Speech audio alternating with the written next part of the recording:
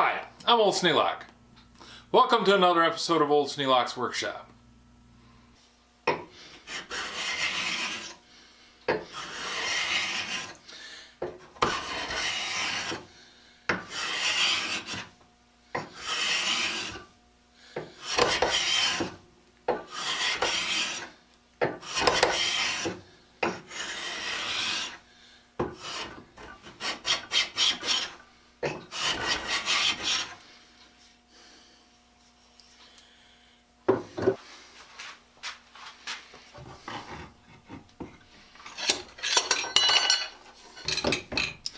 Now the blade in this 81, which is a Stanley, it's the original blade that came with it. It has the decal on it.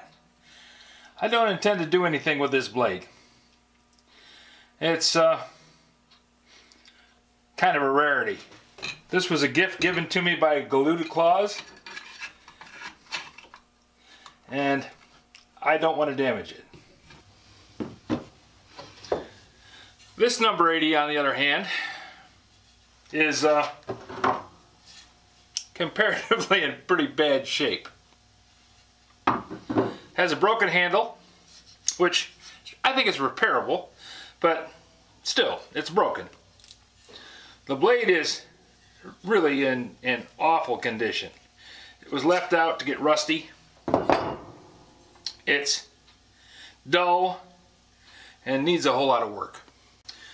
This came home in a box of tools.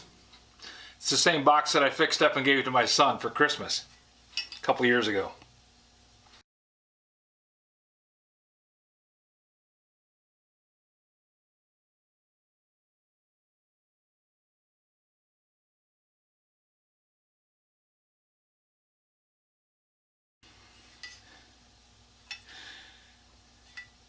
But with this broken handle, it's really in rough shape.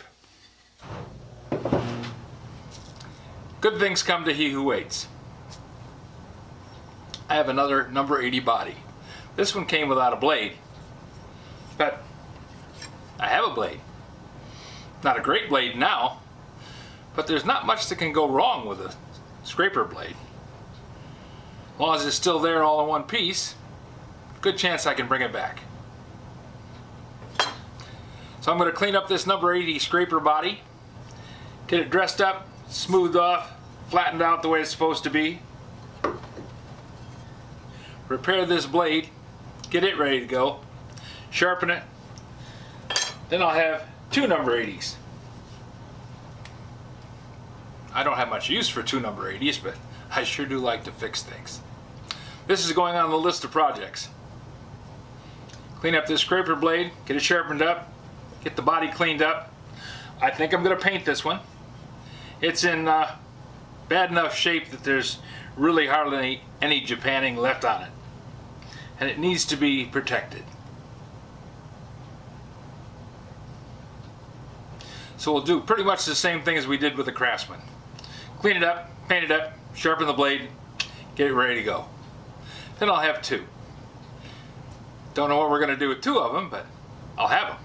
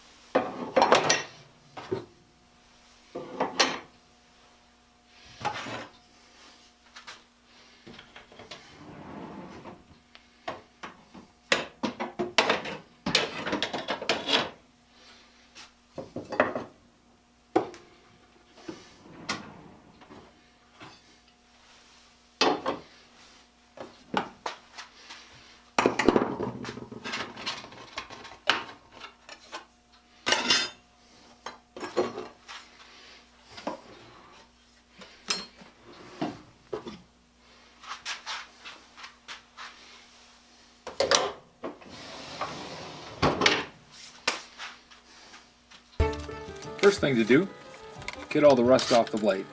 That means get out the flattening plate, sand both sides, establish the thing as being clean and ready to sharpen. We'll start out with the 80 grit to knock off the rough stuff. Does that pretty quickly. This is Stanley Sweetheart blade. Still needs to be cleaned up though. And it doesn't have the decal on it.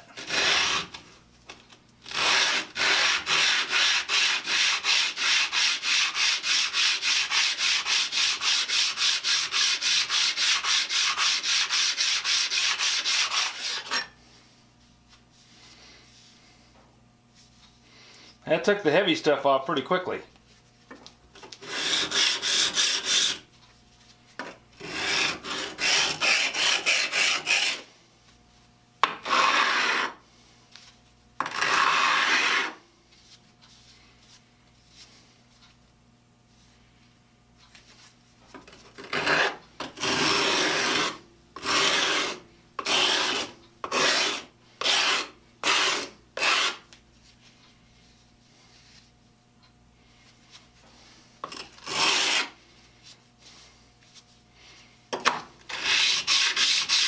We'll switch over to the 100.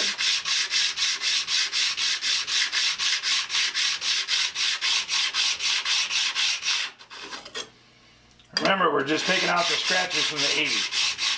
And this blade's hardened, so scratches don't go very deep. Doesn't take a whole lot to shine it up.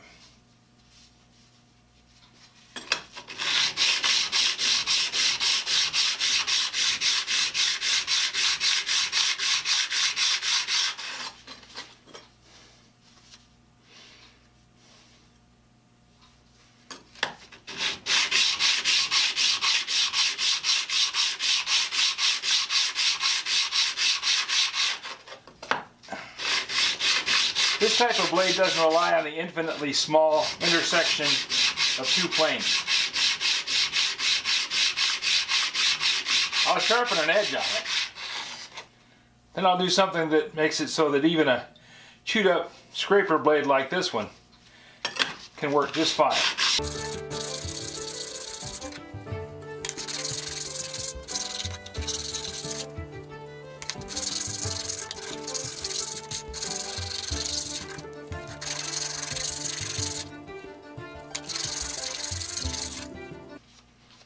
Yeah, that looks better. And really it's just a looks thing. The effectiveness of the blade is not changed by a little patina on the surface.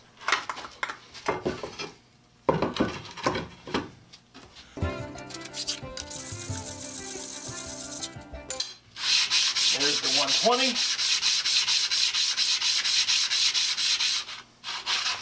Now I move over to the 150.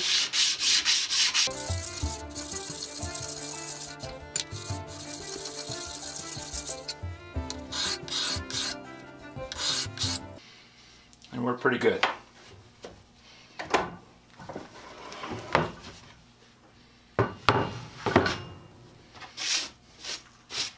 Now there's no need to go to the water stones.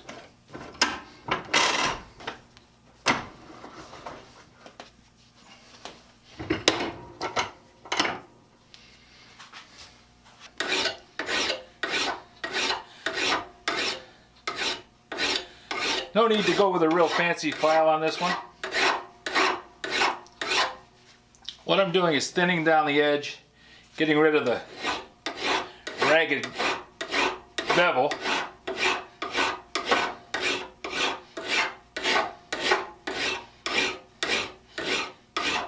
And leaving it with about a 45-degree bevel.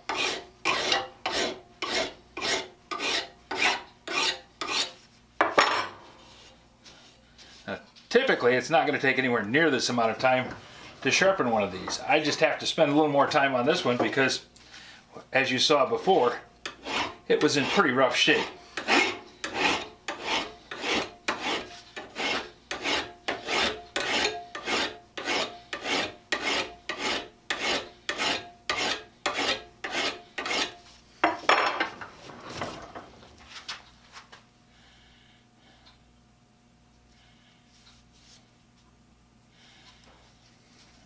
I'm being kind of dangerous here.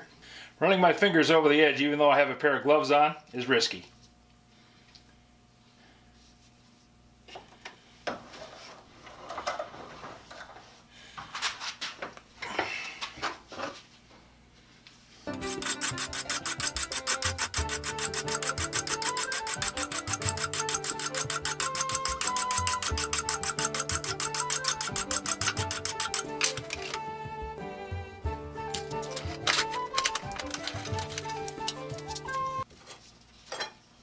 I haven't done the final sharpening on this yet. Just going to show you what's happened since I used the file on it though. Filing always rolls up a burr.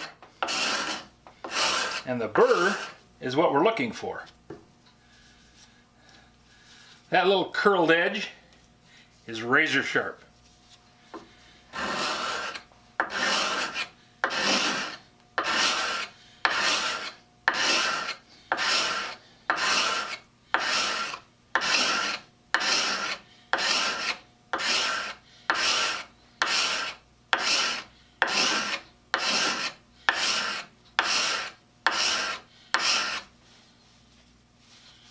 Both edges are cutting very well now.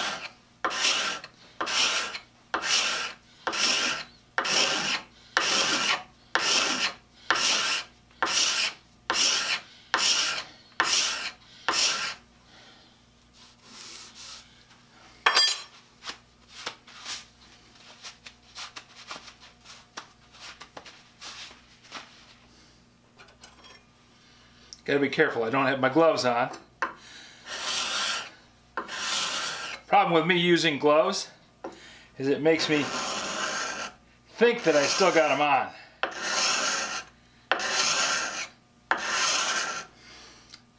Now the difference between this side and that side, this one has a camber on it. The center is much higher.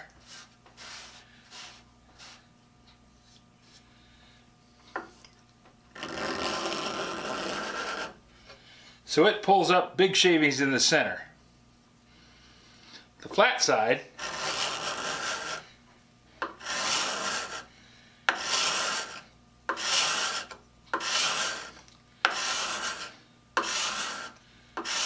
with a straight edge is cutting just as much, but it has a much larger surface area, so the pressure on the cut is much smaller. Instead of cutting with just this center section, I'm cutting with the whole blade. So it cuts slower.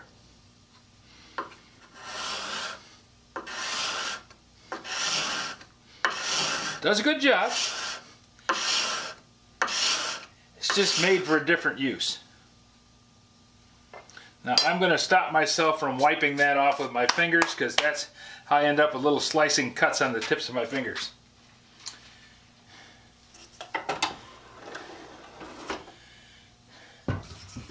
Now that's how it cuts after it's been filed.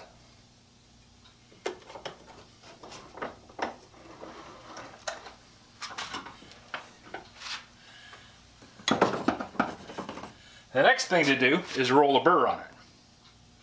Now, everybody's trying to get rid of the burr when they're sharpening, but I want to put one on it. I'm going to take my screwdriver. This is just a Williams screwdriver. It's nothing fancy. It's just a piece of hardened tool steel, fairly smooth. And I'm going to go 90 degrees to the edge. And I'm just going to run it across the blade. Flip it over, do the same thing on the side with the camber.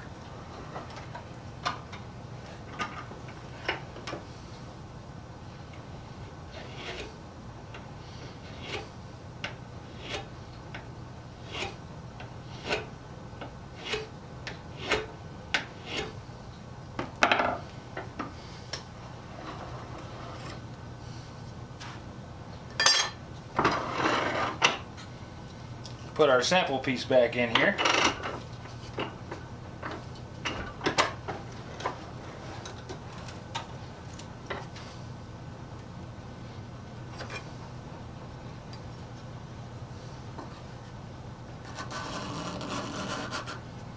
Now that's really cutting.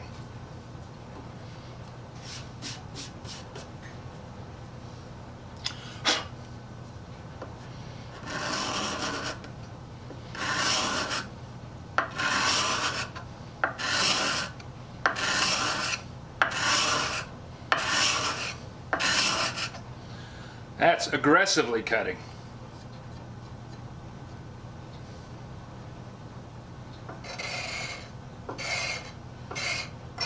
Now we'll go to the straight side.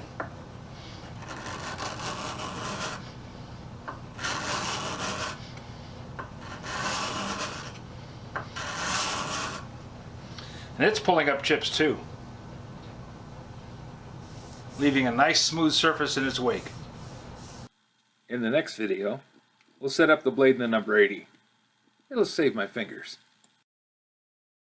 If you have any suggestions for a new video, questions about today's video, or any of the other videos on the channel, just drop a note in the comments. You know I read them all. Thanks for watching.